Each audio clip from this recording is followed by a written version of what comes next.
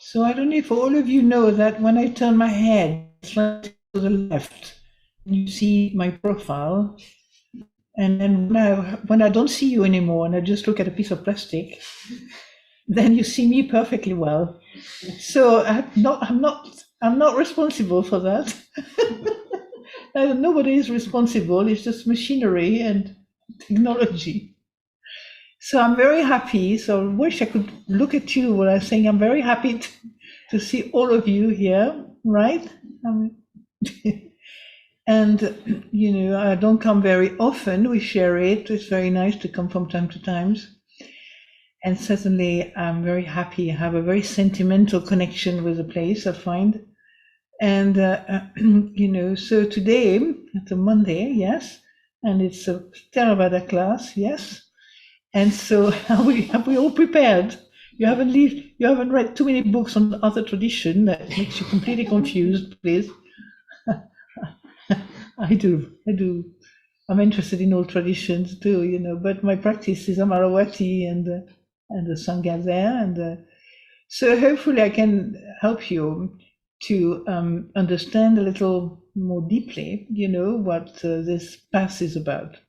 So first thing, we have a time to do some chanting, a beautiful chant, which is a traditional in our monastery or when we teach retreat and so on. We have made a number of chants, and this one is about simply just praising the Buddha, just out of love for the teaching we have, out of appreciation, and out of all the goodness that our life has been imbibed with through the practice of meditation and mindfulness and the precept and so on. So it's a great joy for me to share these things with every one of you. So the first chanting is about, right, praise of the Buddha, and it's on page. You'll hear the page. And they are not looking at you, just in case you get it wrong, you can see it properly. Page 4. On page 4. You can actually, you can do it, yeah. And it's in English, as you will see. We don't do the Pali. No, that's not page 4. Hmm? Page 4 is Pali and English. That's right. Yeah. So we do only the English. We don't want to give you too much of a hard time to find out the pronunciation of Pali when you're not familiar with it.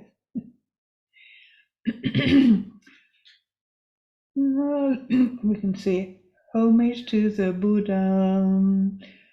No, let us chant in praise of the Buddha. Actually, hang on a second. You knew it in Pali, didn't you? Yeah. I think I feel really weird to say it in English. Please, can we start with Pali? It's really bizarre. Handamayam Buddha Vitutin Karomase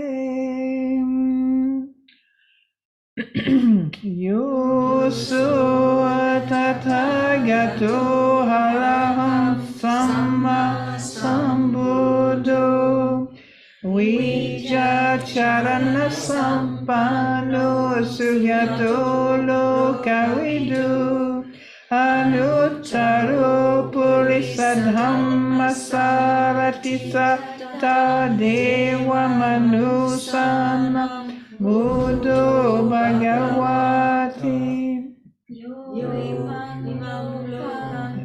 Devakam Samarakam Sabrahmakam Sasamanabha Sadeva Manusan Sayang Abinya Sachikatawa Pavetesi Yudhammam Dese Siyadi Kalayana Maje Kalayana Pariyosana Kalayana Sadam Sabyam Janam Kevala Paripunnam Parisuddha Brahmacharyam Pakasesim Tamaham Bhagavantam abhipujayami tamaham bhagavantam sirasa namami.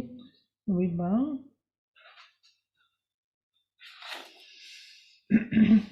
Handamaya. Okay. Handamaya dhamma bitutin karomase. Yoso sawakato bhagavata dhammo santitiko akariko heipasiko opanaiko bachatam veditam vinyuhi tamaham dhammam abhipujayami tamaham dhammam sirasa namami. Handamaya sangha vitutin karomase.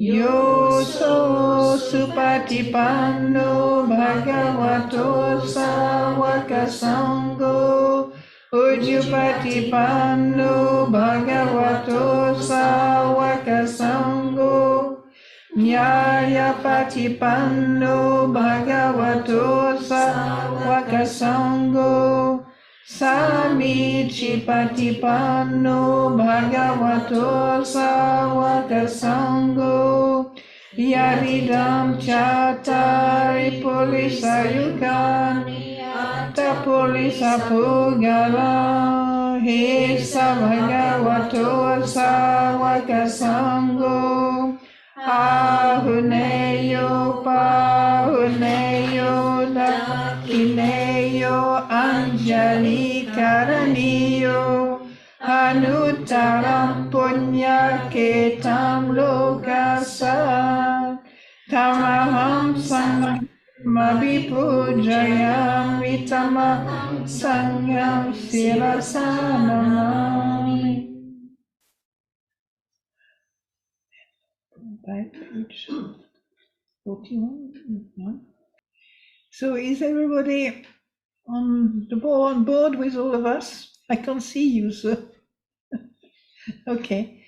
So now let us turn the reflection on universal well-being. May I abide in well-being, in freedom from hostility, in freedom from hostility, in freedom from ill will, in freedom from anxiety, and may I maintain well-being in myself. May everyone abide in well-being, in freedom from hostility, in freedom from ill will, in freedom from anxiety, and may they maintain well-being in themselves. May all beings be released from all suffering, and may they not be parted from the good fortune they have attained when they act upon intention. All beings are the owners of their action and inherit its results. Their future is born from such action, companion to such action, and its results will be their home. More action with intention, be they skillful or harmful, of such acts they will be the ends. Now we go to the precept, the 5 precepts, and you take, that's right? 5 precepts, which is on page 188. Yeah? Mayangaye Pisaranena Saha Panchasilani Achama Dutiyampi Mayangaye Pisaranena Saha Panchasilani Achama Tatiyampi Mayangaye Pisaranena Saha Panchasilani Achama. So, Namo tassa bhagavato arahato samma sambuddhassa. Namo tassa bhagavato arahato samma sambuddhassa. Namo tassa bhagavato arahato samma sambuddhassa. Namo tassa bhagavato arahato samma sambuddhassa. Namo tassa bhagavato arahato samma sambuddhassa. Namo tassa bhagavato arahato samma sambuddhassa. Buddham saranam gacchami. Buddham saranam gacchami. Dhammam saranam gacchami. Dhammam saranam gacchami. Sangham saranam gacchami. Sangham saranam gacchami. Dutiyampi buddham saranam gacchami. Dutiyampi buddham saranam gacchami. Dutiyampi dhammam saranam gacchami. Dutiyampi dhammam saranam gacchami. Dutiyampi sangham saranam gacchami. Dutiyampi sangham saranam gacchami. Tatyampi buddham saranam gacchami. Tatyampi buddham saranam gacchami. Tatyampi dhammam saranam gacchami. Tatyampi dhammam saranam gacchami. Tatyampi sangham saranam gacchami. Tatyampi sangham saranam gacchami. Tisarana gamanani twitam. We go to the 5 precepts now. Anatipata veratmani sikkhapadam samadhiyami. Anatipata veramani sikkhapadam samadhiyami. Do you do it in English or on your own or on your own? Huh? Okay. No, you do it. Okay. I undertake the precept to refrain from taking the life of any living creatures. I undertake the precept to refrain from taking the life of any living creature. Adina dana veratmani sikkhapadam samadhiyami.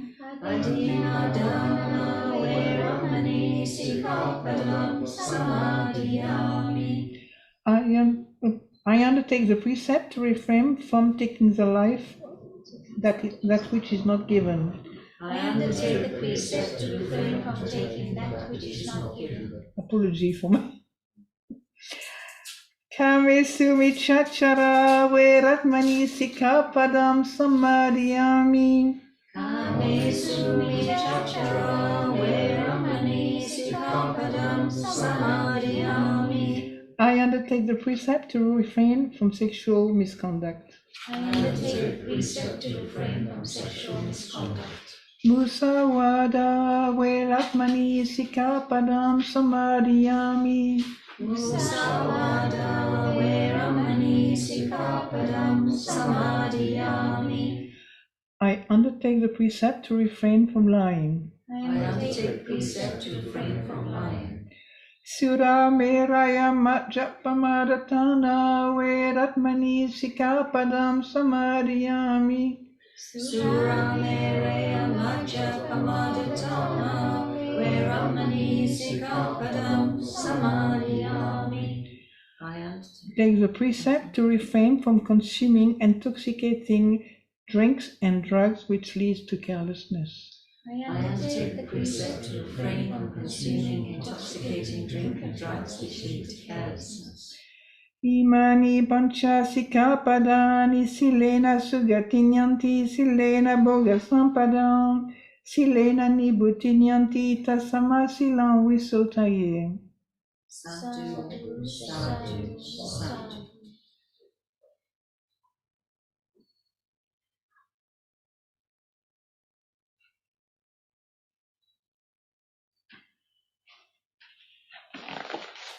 Apologies, I don't do this very often these days. So, there's a period of learning how to meditate now. Formal meditation, I would say, because as you know by now, meditation can be experienced and worked on at any time, any activity, and so you don't have to be sitting cross-legged on the floor necessarily. So the first thing is to check just how your back is holding itself, whether you have a lot of tension, a lot of a lot of feeling of pain, and spend a bit of time just slowly, we call that sweeping through the body, slowly sweeping with your attention through the body, in the body, around the body, and just noticing what's going on basically. Is there any pain? Are there any feeling of, tenderness, or there feeling of, stress, that kind of thing, yeah? So you learn, it's a learning also, because most of us, we're not very attentive to our body, yeah?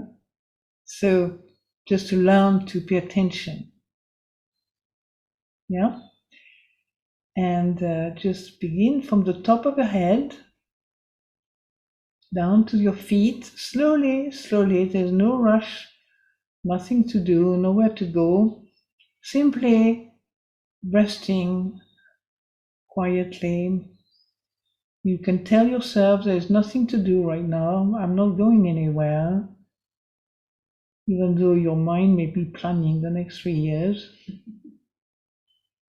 you can talk to your mind kindly. So by then I could be dead. You don't know. What's the point of any one of us could disappear? Hopefully we don't. We're not wishing this, but for calming down, letting the mind just relax in the present moment. Yeah. And this calming down is extremely, extremely useful for the mind, for the body, for everything in your life. Yeah. It really help you to settle with a mind that's not clinging constantly to things to do, things to think about, things to want, things to dislike and want to get rid of, and so on. So all these thoughts are quite stressful for the body. If we do it mindlessly and just in a kind of agitated and sense of being lost. So the body is a very good object of your mind, quite big, and it takes a lot of it, quite a powerful thing, our body. We can suffer through the body, we can complain and become very tense. And so now just relax and let your attention, let your consciousness just slowly sweep. And you may lose it by starting thinking about what you will do tomorrow. Never mind, you just bring it gently back. Don't make yourself, don't be too hard on yourself. Just this whole practice is about relaxation, gentleness, appreciation. It's not, you're not beating yourself up or trying to become somebody that you imagine in the book you are. You're just being present, and that's work. That's just now, here, now. At some point, we can feel the mind looking for something because it's bored. It's natural, we're constantly on the go somewhere, doing this and doing that. So boredom is a one way of,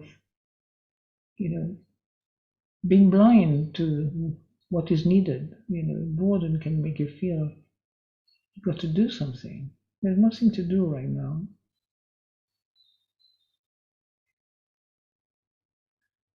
Just relaxing and being gentle, kind to oneself.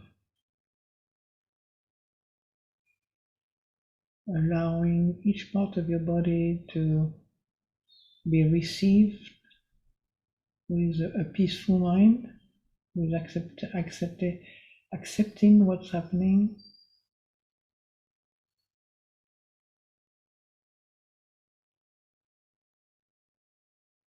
And everything is constantly on the move. So if you have a bit of pain somewhere, it might, if you don't cling to it, it might just disappear. The idea is just understand what it means to be in a state of non-grasping.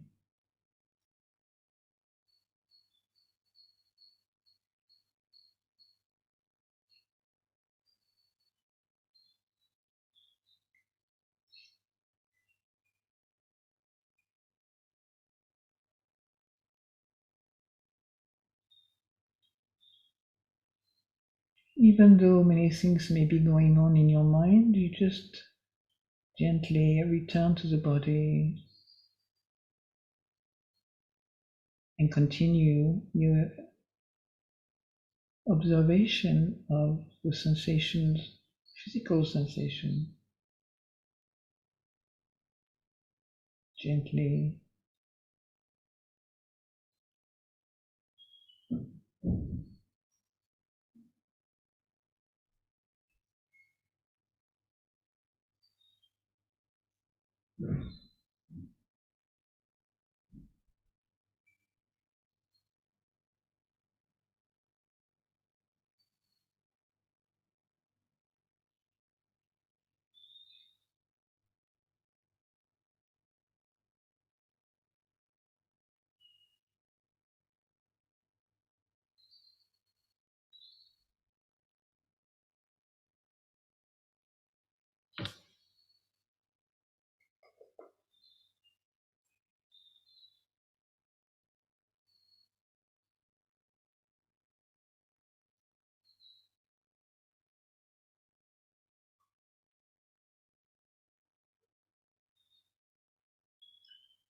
Breathing in a relaxed way.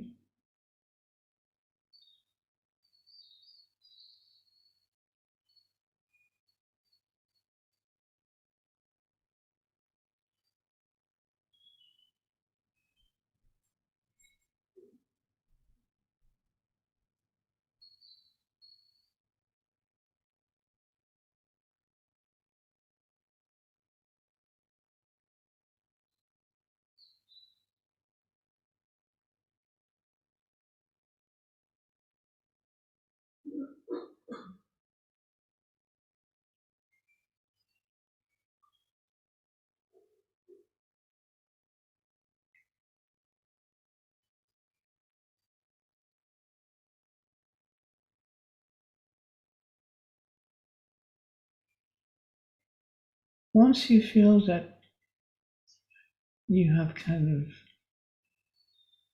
been able to settle down in the present moment, even if your mind is still thinking about many things, you just stay, you're seated, you're aware, you just know what is happening here now.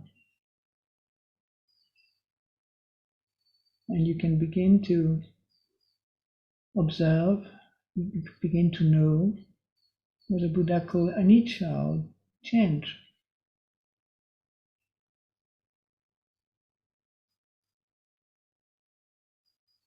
It's impermanent, everything is constantly on the move. And in your meditation, you observe this. You're not on the move with the body moving, you're just in the position of just being able to see clearly what's going on. So learning can actually observe what is happening in our mind, in our body. And that very seeing has a calming effect. It's like you drop the constant habit to get entangled with what's going on in your mind. right now there's nothing much to do except being present, listening to your mind, listening to the body in silence.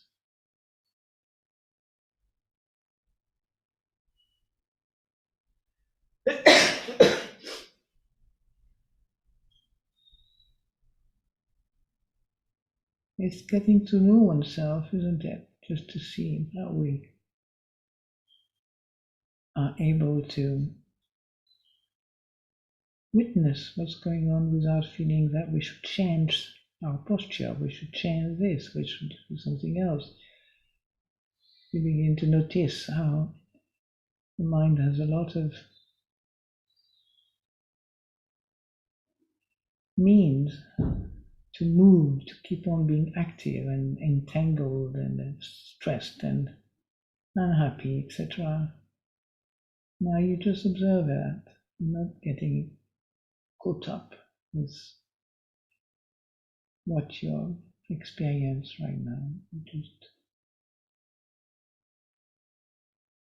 you are like the knowing.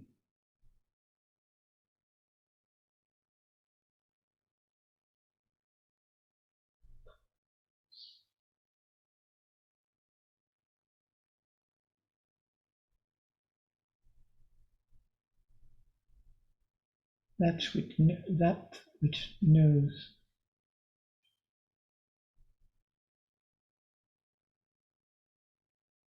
The mind awake.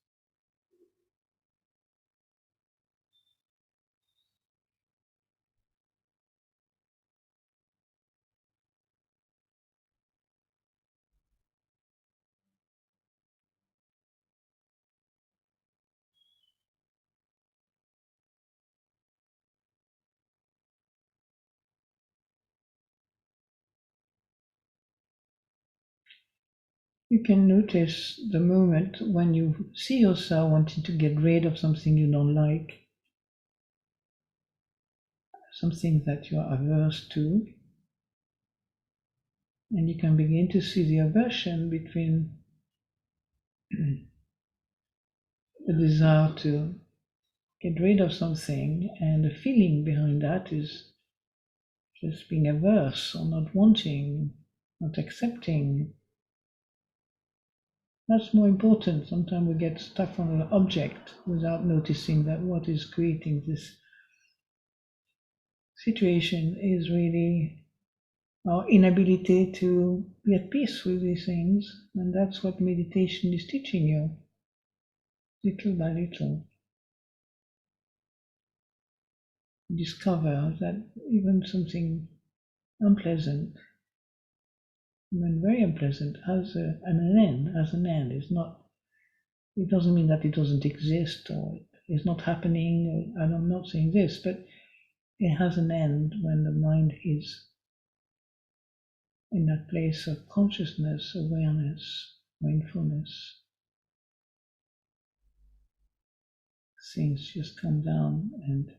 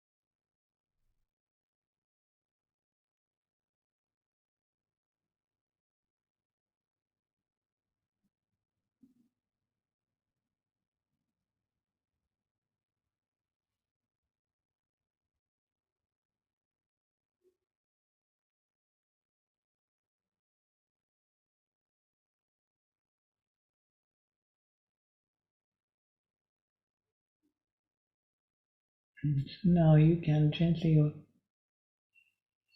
open your eyes. You can stretch your body, you can stretch your legs, you can stand up if you need to, relax the body.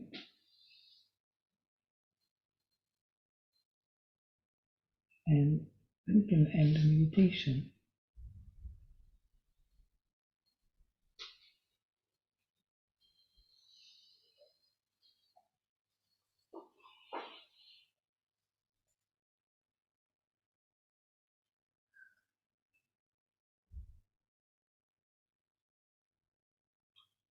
So, it's better, isn't it?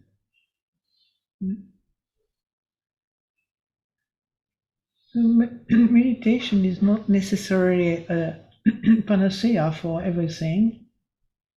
Sometimes when you meditate, you discover how miserable you are. Or sometimes when you meditate, the truth comes true.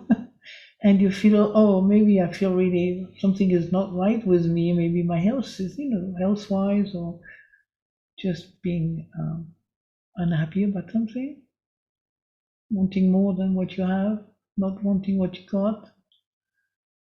It's quite common phenomena as you begin to look inwardly. And this is one of the reasons why the Buddha does insist on this kindness, because when you awaken to the nature of this being here, the human being that you are, you begin to see so clearly how this individual is really caught up in a situation which is quite incomprehensible sometimes. We just don't know where you're coming from. You don't know what you're supposed to be doing. So many times, for many years, people are looking for something they will be happy to do, or they will choose something that finally solve their problem, and so on.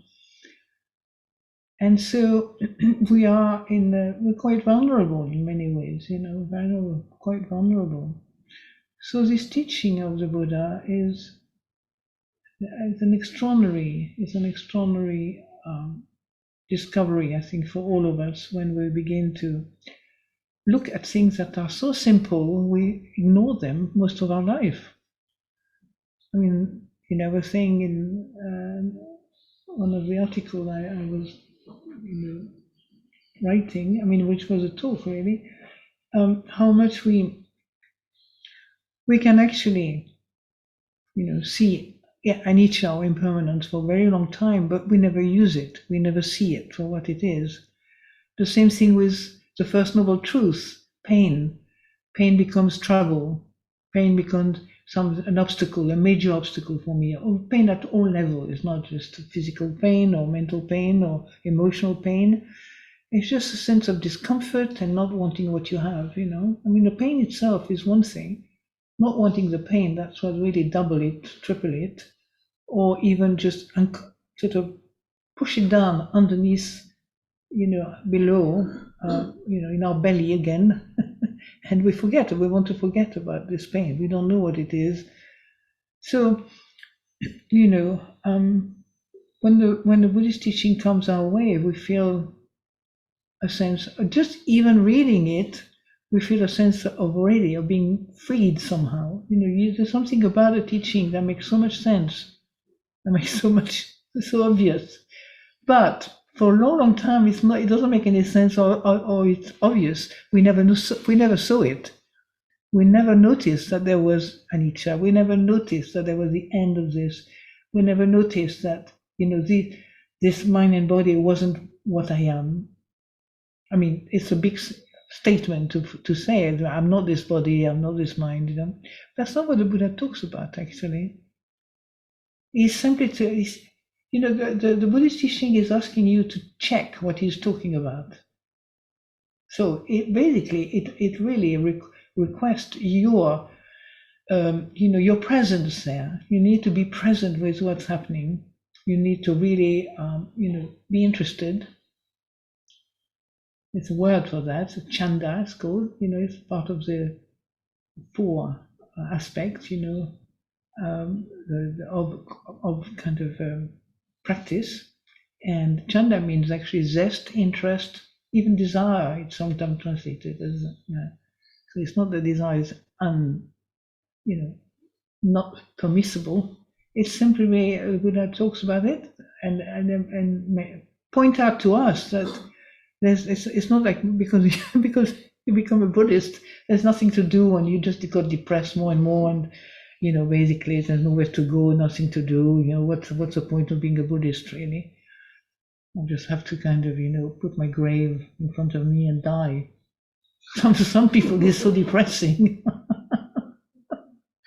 They don't understand, you see. So I'm hopefully that I make you understand a little bit, that Buddhism, as I've been taught and I practice, is a path of joy. Do you hear me on that side?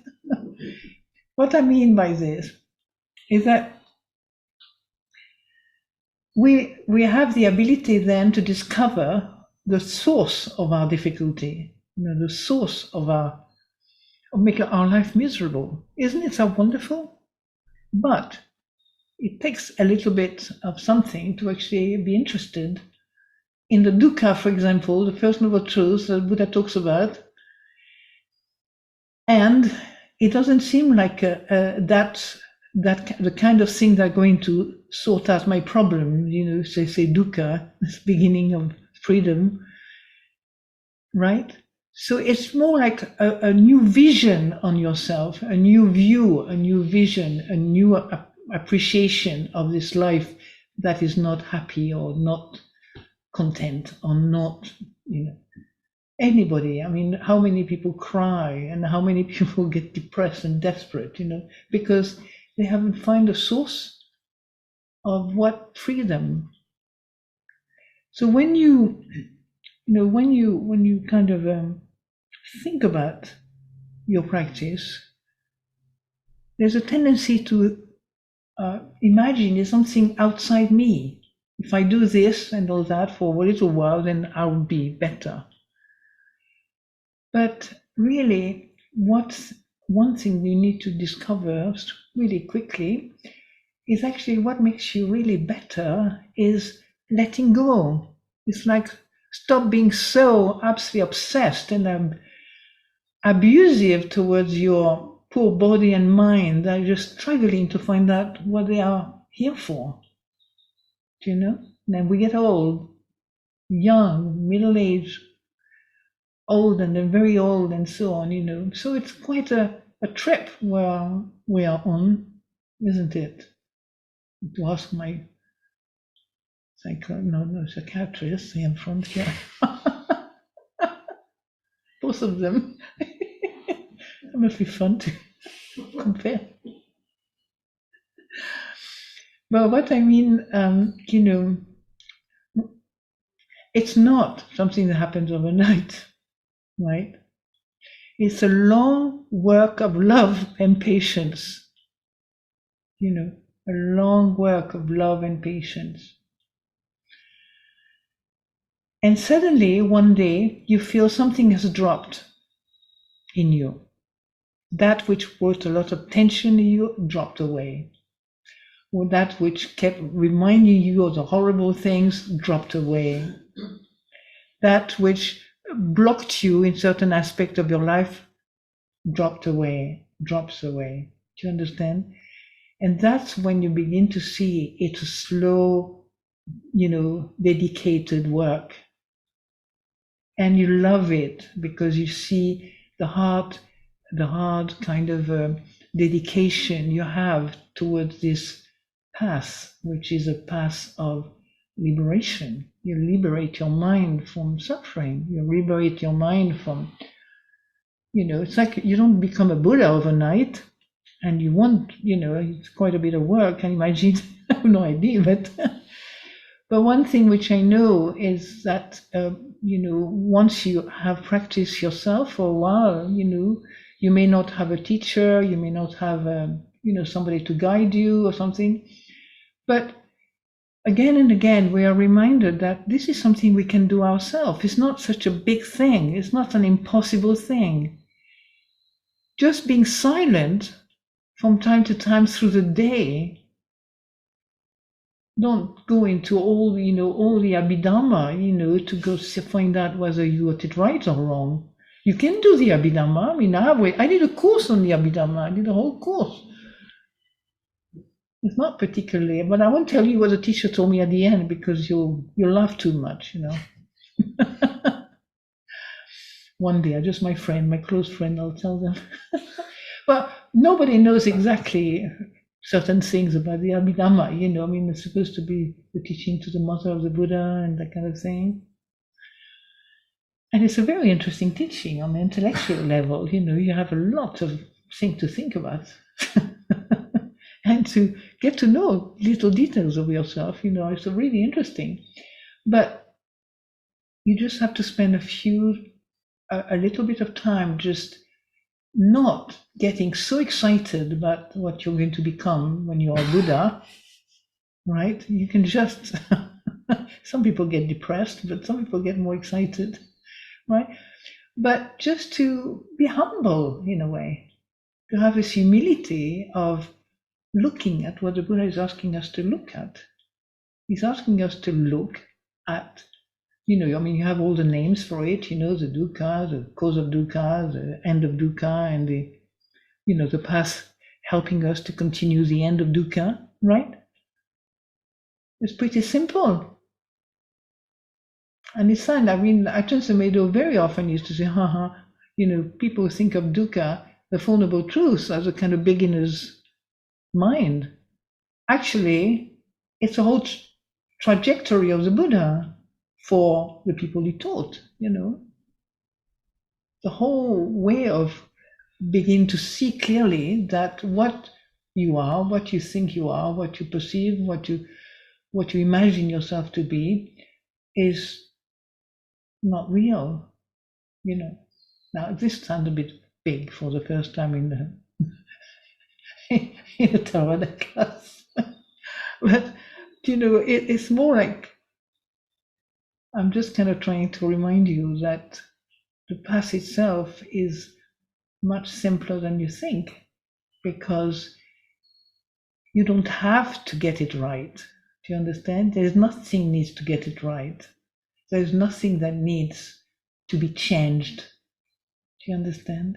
All you need to do is to be conscious of what's happening here now.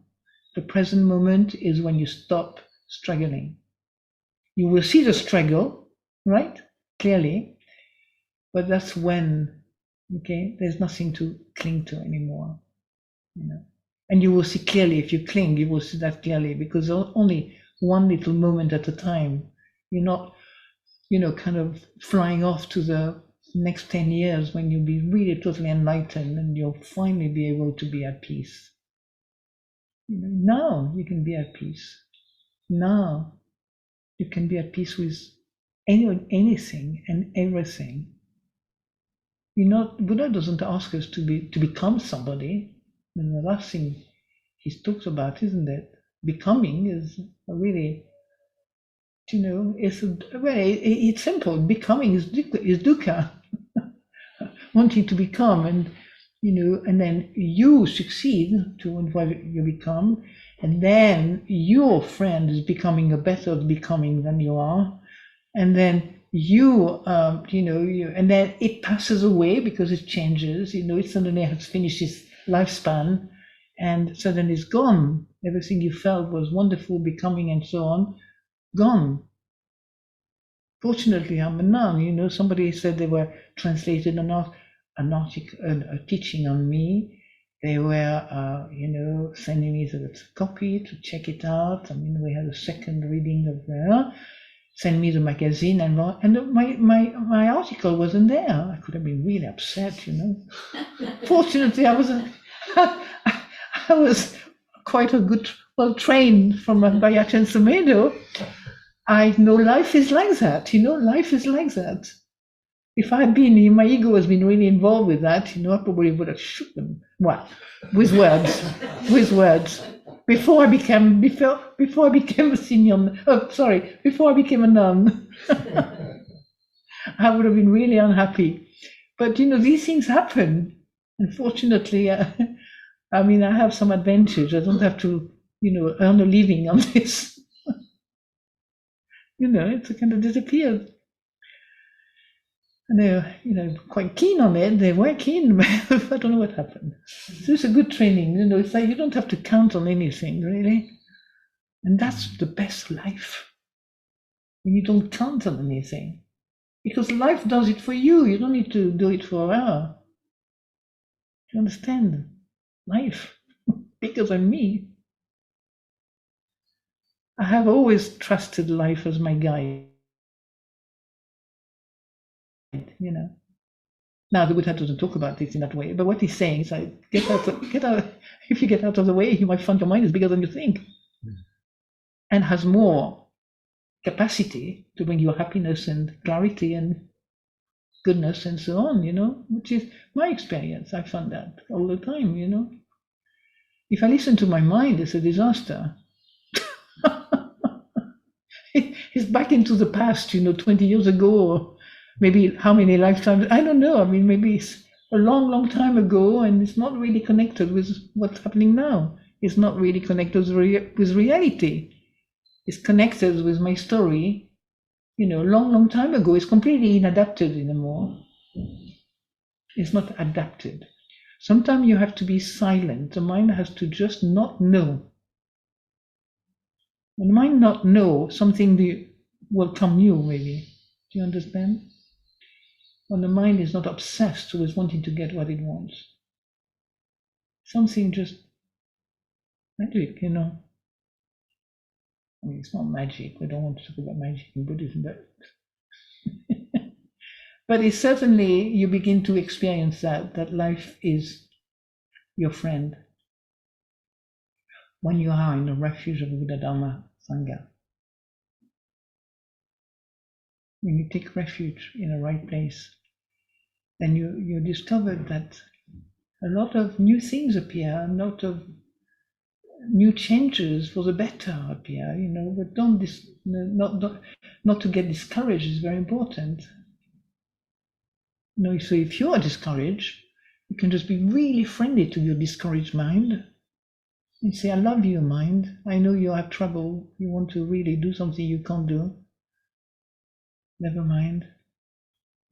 We'll see. Maybe another thing will come up. You know how many times we get better things when we let go of everything. Isn't it true? But it is you can see that we get a bit scared by that because we want to control things all the time. We want to control how we know things get sorted out. We don't know yet how they get sorted out by the fact that you are at peace with them. Peace with them.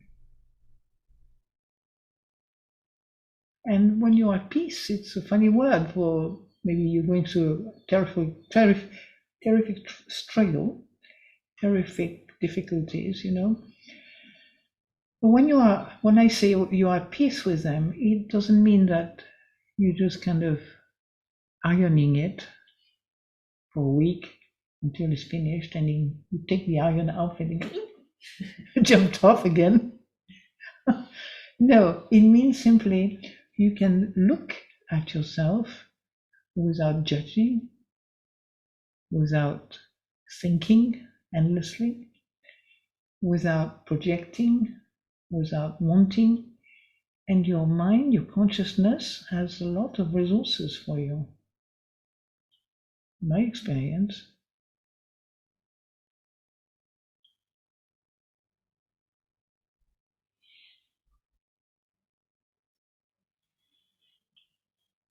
So everything we do in our practice, is the simplicity of ordinary things. And yet, little by little, we can begin to notice that this being at peace and content enable your mind to see more deeply what the letting go means, letting go means. These words are very common nowadays, talk about letting go. And there's a verb in there, so everybody gets confused, We let go. So I let go. Do I have to I let go? Of course not. You don't have to let go. Let go is the one who wants to let go. Abandon the me that wants to, So in the morning when you get up, we always grumble a bit unless you have done a good dream or you went to sleep with a peaceful mind or something, Often you say, oh, another day, okay, I'm tired, I'm sleepy and this and that, maybe, I don't know what you feel, but,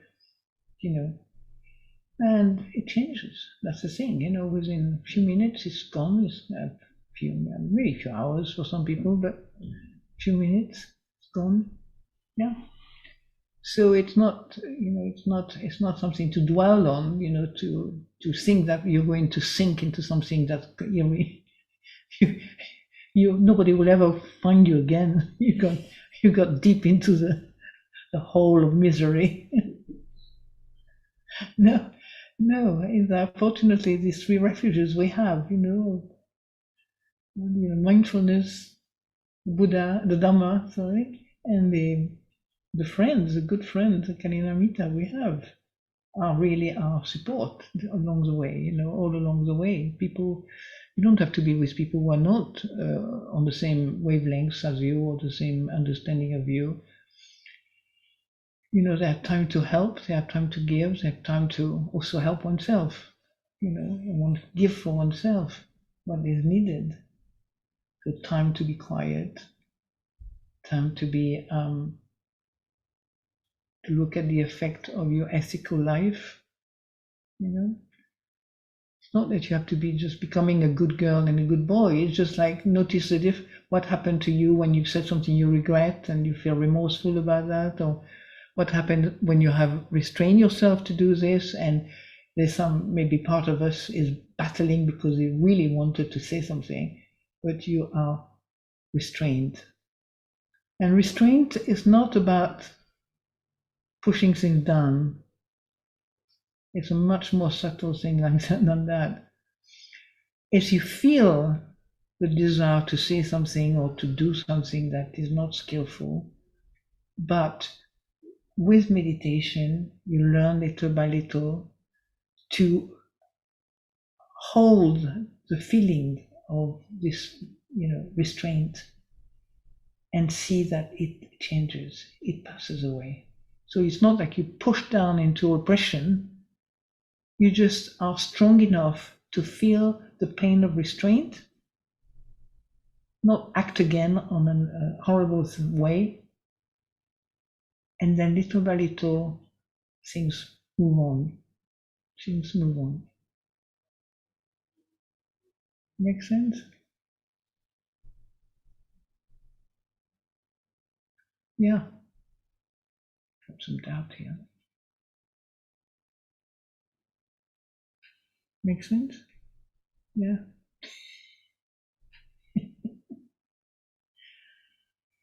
Well, we have, oh my God, we've 7:20.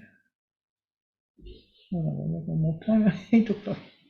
I tell you, I live in a timeless place where I am. You know, it's like not many people around. I mean, there are people around, but I don't have to get involved very much. You know, so I'm kind of. But what I wanted to ask you is, any question you have? We have a bit of time for question.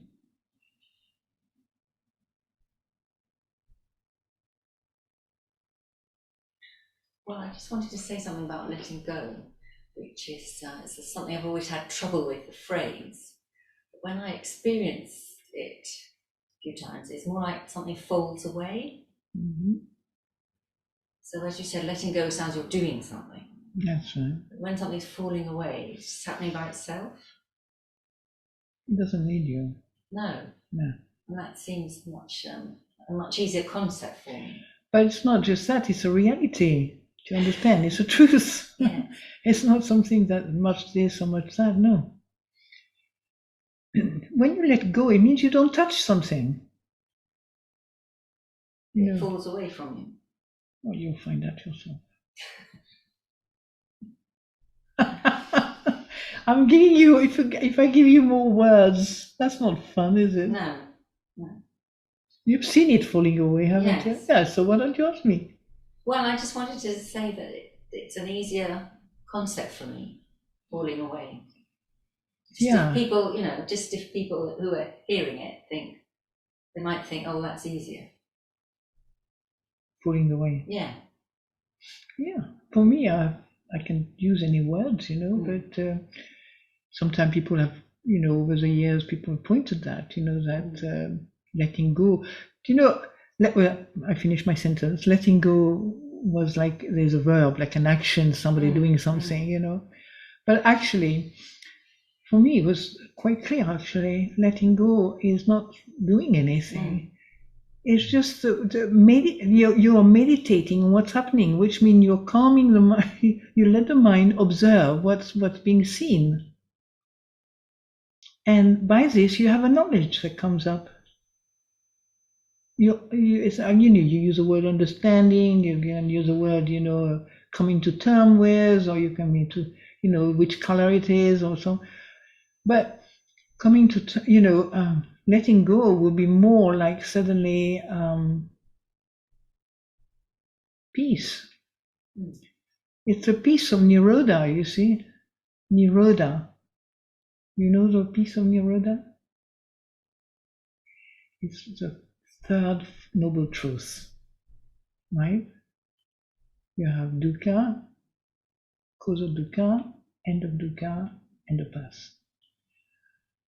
So when you talk about letting go, it's really when you can see little by little, you lose interest in something, not because you don't like it, but because it's meaningless and it's useless. Why would you care to some null thing that keeps coming up when it's not capable of actually dealing with life as it is now, or is hindering all the time, or creating troubles, or letting go, You can use letting go. Don't need to be too bothered with words, in the end. It's the action. I mean, what's happening that works, So letting go is like when you experience this sense of peace, And Ajahn Sumedho used to say very often, it's not it's an acquired taste, Not many years ago at Chithurst, he used to say everybody wants peace, but really they prefer to have a very exciting time rather than peace. Nobody wants peace. Well, maybe now, with so much meditation is going on for the last 40 years, 30 years at least, that I think the beginning of taste of peace, for peace. Maybe people understand maybe better, I don't know. We don't have to find what's right and wrong, but we can find it for ourselves, what works for us and what doesn't work for us, Each one of us can find and discover that. But if you follow the Buddhist path, then this ability to really experiment, for example, clinging and not clinging. I mean, you can have fun in just playing the game, sort of. I mean, it's even more interesting when it's real. Somebody just run away with my best book. I used to say it doesn't work very well so well when you plan it, I'm going to plan it, I'm going to do, restraint for 10 days, and when somebody said kind of say something horrible to you, that's when you really know where you are at,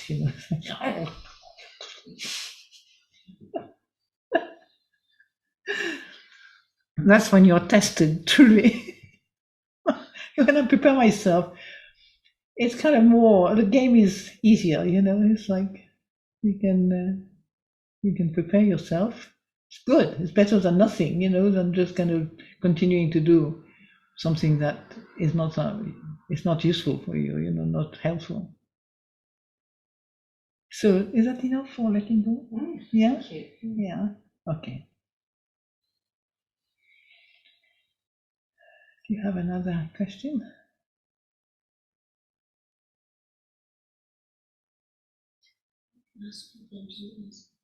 Pardon? You can ask people on Zoom. Yes. Oh, we had forgotten you. Well, I had forgotten you, I think.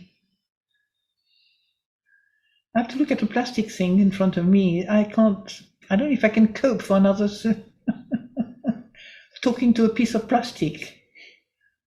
Jonathan So they can see my good side. Okay. Jonathan has. Who is that? Who is he? Where is he? He's waving. Wave. Oh, okay. Okay. So, man. Yes. Jonathan. Yeah. Hi, Ajahn. Can you hear me? Yeah, I can hear you very well. Oh, it's lovely to see you. So yeah, obviously we've not been able to chat since the winter retreat, so it's nice to see you on Zoom. Yeah, I guess so. Letting go, is that like as far as the Eightfold Path is concerned, that's a right intention, isn't it? If I'm not, it's not an action or anything. It's just an intention. Letting go, is that right? I don't know if it is a girl things or women things, we don't think so much, but we just go with the experience, it's like, what happened when I let go? Just find out what your hands feels like, what your thumbs feels like. Find out what your mind is thinking when you let go. Find out what your body is doing when you let go. Find out how much you hate it or you love it, So of course it is an intention, but sometimes things go without you wanting it. You have that too. Do you understand?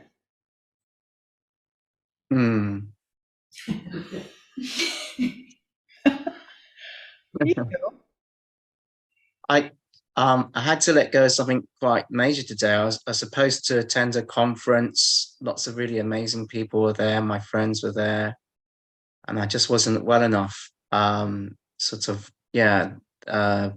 fatigue and also my mind was very anxious.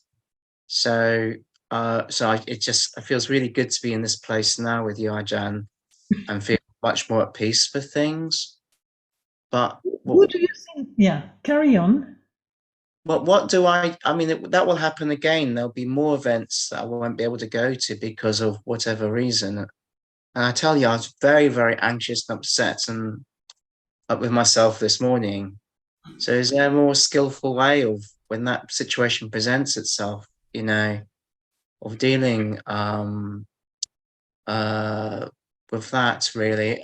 And you mentioned thinking about things 20 years ago, 30 years ago. I do that a lot. I had a very challenging upbringing. I'm not there at the moment. I'm kind of not thinking about that.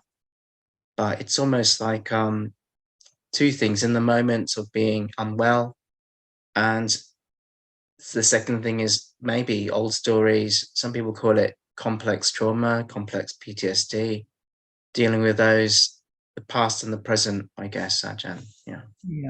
Yeah. Well, you know, I mean, your experience is very common, I want to tell you. You're not alone. It's quite common. It's called me.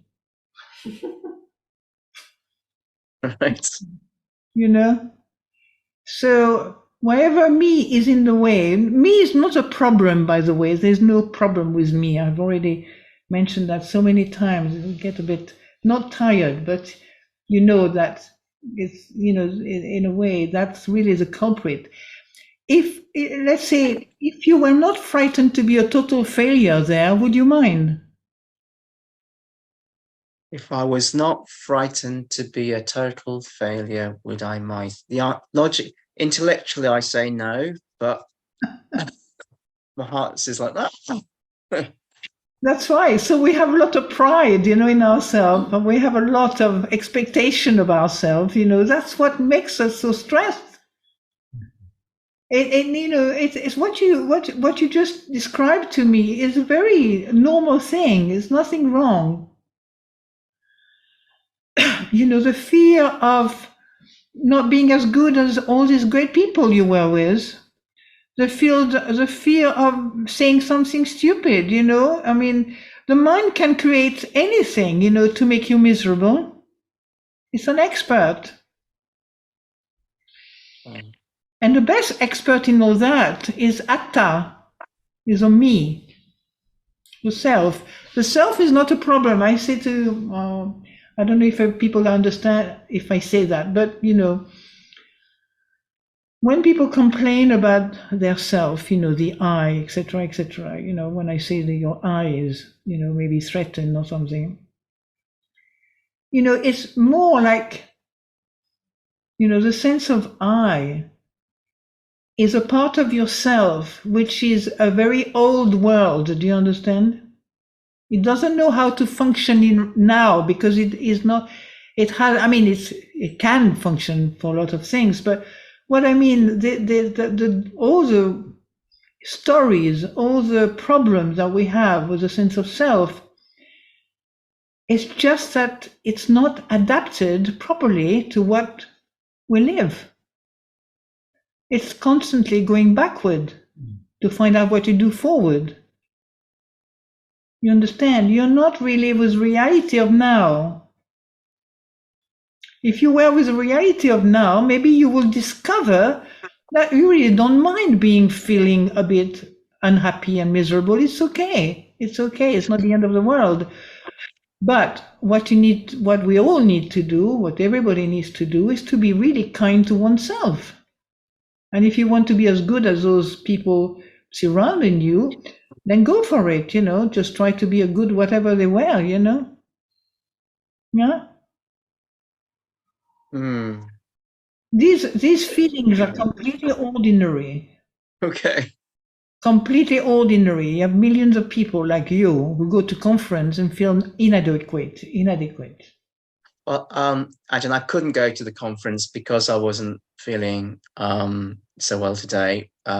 Just to clarify, so I feel inadequate because I couldn't go to the conference. Well, I don't feel that now. I feel okay now that I'm here. I wasn't well, so now you can, you know, if my influence is good enough to make you love yourself, you know, then that's not bad. That's pretty good. So, you know, just stop beating yourself up. Accept yourself as you are, right?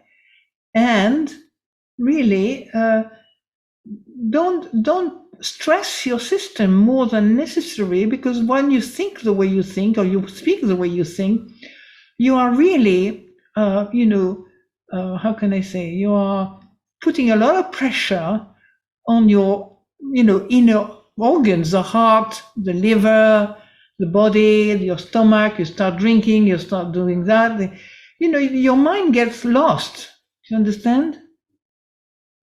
So you need to help your mind by being kind to it. Yeah. Yeah, no, very convinced, are you? Well, Well, try it. Try it. I try. I have another question, but I'm aware that time's short, so I'll pass so someone else can carry on. Yeah. I tell you what, do you mind if there are some other people who Yes, have of course. Yeah. questions? Shall we continue when you come to Amaravati one day? 100%. Thank you, Ajahn. By then you would have done another conference, so we will have more understanding after that. But I appreciate that you want me to help, this, but you know how to do it yourself. I know you well enough to know that you can sort it out. Yeah? Who was the one who wanted that? I just thought there's 15 minutes to go or something. So it's 15 minutes left. Anybody would like to ask another question? Ray is online. Ray? Hello, Ajahn. Can you hear me? Yes. Great stuff. Thanks for talking. Are you in England? I am, yes. I have an accent, yes. I'm from Glasgow. Well, I was meditating the other day. I was thinking about non-self, and that frightened me. I have to believe in something. I am who I am, and I have to believe in that. There was a fear of letting go and not being someone. Does that make sense?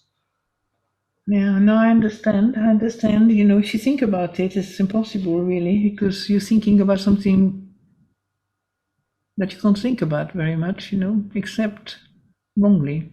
You think about it in a way that's not really the right view on it, So Yeah. I believe. Why do you have to believe? Do you know the word believe? Why do you have to believe? Can't you find out for yourself? Can't you see yourself? Whether, what, can you repeat the beginning of your sentence about what really frightened you most? Of not believing that I exist as a person. But I mean, when you say to yourself, look, you say to yourself, I don't believe I exist. Yeah. I'm still here when I said that. Yeah. What's the point? Why are you so frightened about your thoughts? Yeah, no, precisely. I could feel that fear on an intellectual level. I'm thinking, yeah, well, okay. Yeah, because you were fighting against a thought that tell you you're nothing, and you seeing you having, a fairly good body and a cup of tea, maybe. Yeah, there was a belief that I've got to believe in. So I've got to believe in what I believe in. But that was very scary, and so it was anxiety. I could feel it. I think, no, I've got to believe in something. The Buddha points out to the fact that, believing can be. I don't know if the Buddha points it out. I cannot, make mistakes, but believing means that you think something is real when you haven't even experienced it yourself. Who say you don't exist? Where did you which book did you find to think? I think it might have been one of Ajahn Sumedho's books, but it was anatta, non-self. And I think, well, no, I exist. I've got a piece of paper that says I was born at a certain time, and someone would get a piece of paper that says you're dead at a certain time. The trouble, what's your name again? Ray. The trouble is that you believe in your thoughts, you see. Yeah. Right. So we started that bit. Yeah. Do you have to believe in your thinking? What happens if you don't believe in your thinking?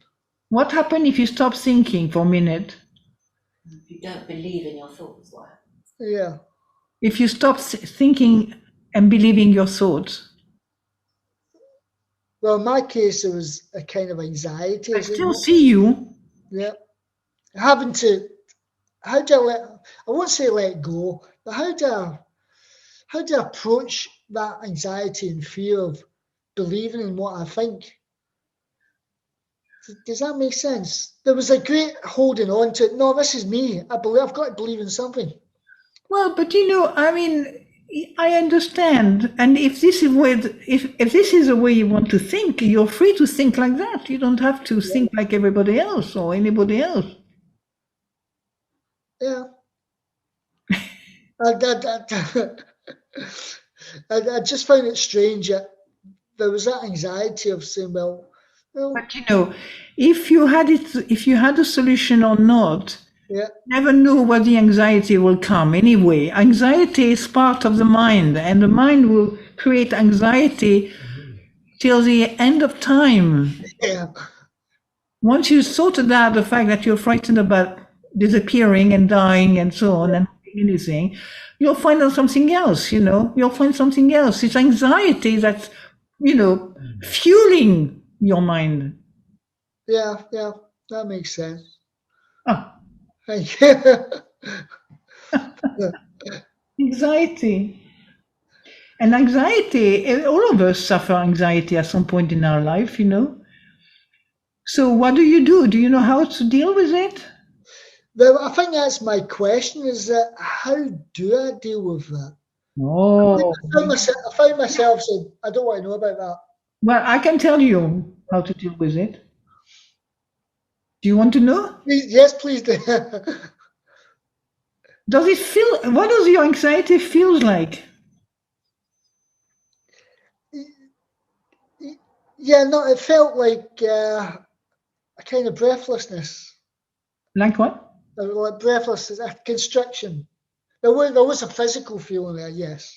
Distraction. Difficult.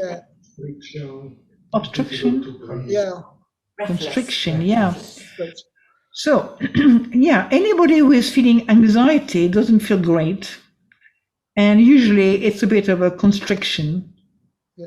It's normal, if you see what I mean. Yeah. Once you have dealt with these two feelings, you feel life might look different. Maybe you are an anxious person naturally, and the idea of not being something or somebody, you cling to I believe in that, but it's just a sentence, isn't it? A word. Yeah. Where do you live, Ray? I'm in south of England. Where? Down south Kent. Kent. Okay. Yeah, maybe you should come from time to time to do a workshop at Amaravati and have those things clarified for you. Yeah, no, I would like to. I plan to come over at some point. Yeah. Yeah. Okay. Thank you. Pleasure. Are we finished with time? About 10 minutes? Oh, we don't have to do the ending. 5 more minutes. The chant doesn't take more than 5 Okay. 5 minutes. Another question? One more?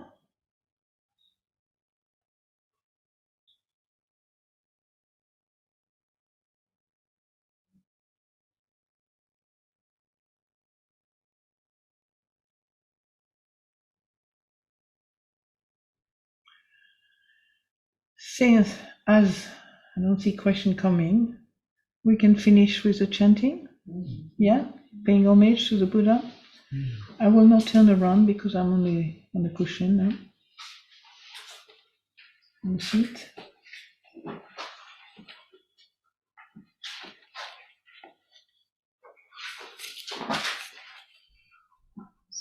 Page 16. Page 16.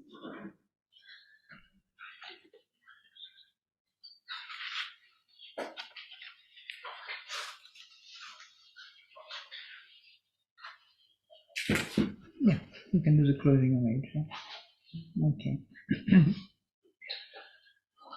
Araham Samma Sambuddho Bhagava Buddham Bhagavantam Abhivatemi.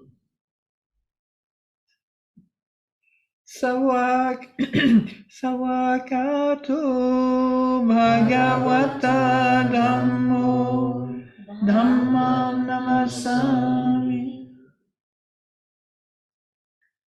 Supatipanno Bhagavato Savaka Sangho Sangham Namami.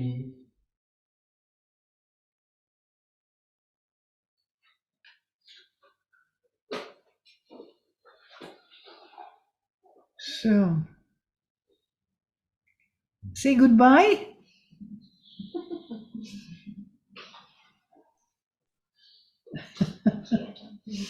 Can you see me front now? Yes.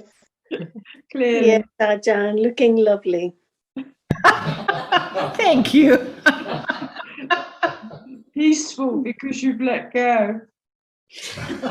Peaceful what? Be peaceful because you know how to let go. No, I can tell you another aspect of it. Peaceful because when I can't let go, I don't mind. No, acceptance is the key. Eh? Acceptance is the key. Yes, absolutely. So, well, I wish you all of you well, to see you at Amaravati one day, right? And at the Buddhist Society again. Thank you, Ajahn. Thank you. Thank you, Ajahn. Thank you, Ajahn. Good night. And good night, everyone. you. Bye, everybody. Right.